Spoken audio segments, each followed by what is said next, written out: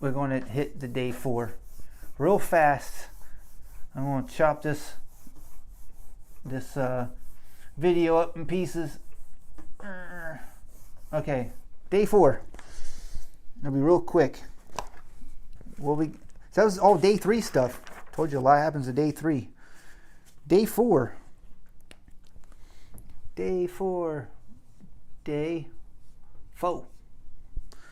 You get, the next weapon you get is the rod.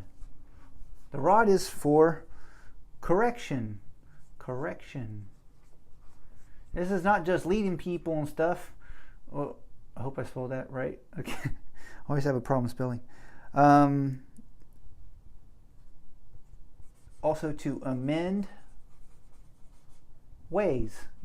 You amend people's ways. So this is more when you're operating from a position of authority. Let's say now you're no longer on the same playing ground as someone. You're hooking them, leading them in at that staff. You're now using a rod for correction. Like, hey, I've already told you. If you go back to that, it's like a dog returned to his vomit. Don't do that. You're kind of correcting people. They say now here's what's funny. Nowadays, a man does that, he's aggressive and threatening and violent, right? But if a woman does that, she's brave and strong. That's got to go too. Men can stand up. This is where men can correct. I'm not saying in a violent, abusive behavior, but to stand up and make sure you fix people's bad behavior. You should do that. But nowadays, people say, well, that's disrespectful, and they try to turn it to where like you can't correct me, and people are just broken and victims by everything, so they can just stay in their broken way. Not good. We want to move on from those things. It's coming. More corrections coming. So that way you can obey, because it's for your own good to obey and rule. That's a day 4 operation. But the reason why this is, let me put it this way: you're doing it from a position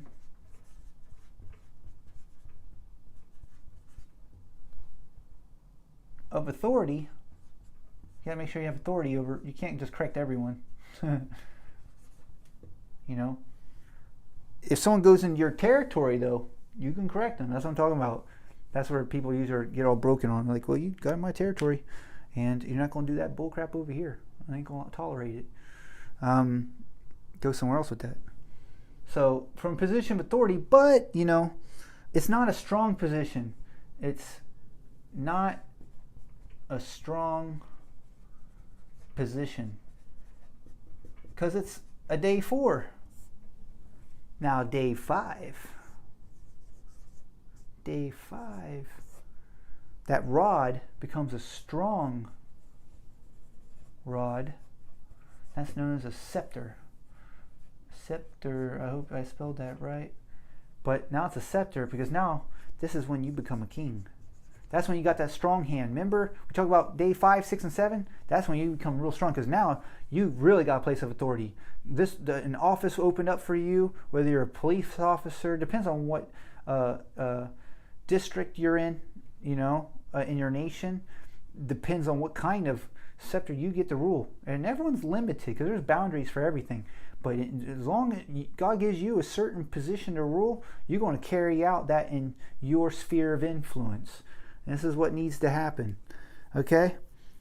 And what comes with it, going back on that day 4, what comes on that day 4, we'll get rid of 5 because that's a future. Just wanted to touch it a little bit. What comes is, remember we talked about day 4 a little bit before, but you build your walls. Build that wall. You build your walls. By the way, wall's almost done. This is why you build walls. Defense. Because you want to bind the floods from overflowing. Right? You don't want people to flood into your nation and dry you up, because you're sending money out. Number one, that dries up your nation. That's how the people that are fighting for this is why you let immigrants in correctly, because then you don't dry up. You're not spending more money. It's like having too much kids and not enough income. You know what I mean? So if any of you have any children, you want to understand this. So you want to make sure everyone pays into the system, so we all help each other. Otherwise, you know, it's going to look like you drive through Santa Ana. Right now, you drive through Santa Ana, it's so many cars on the street. There's no room for parking, and all those people aren't paying taxes too. They're getting paid under a table, not paying taxes, and in the whole city it looks like kind of a third world country, except for the downtown area. That's about it. They've invested into that, but it's all in debt. So, anyways, small little thing about Santa Ana. So, build walls. That's when you're stable. This is internal walls, by the way, but also there's external walls. But this is internal walls. You start to build up your wall. You're stable. That's where you can't be shaken. That's what I call it. Say you're established, right? And you can't be swept away. You can't be swept away. What would sweep you away?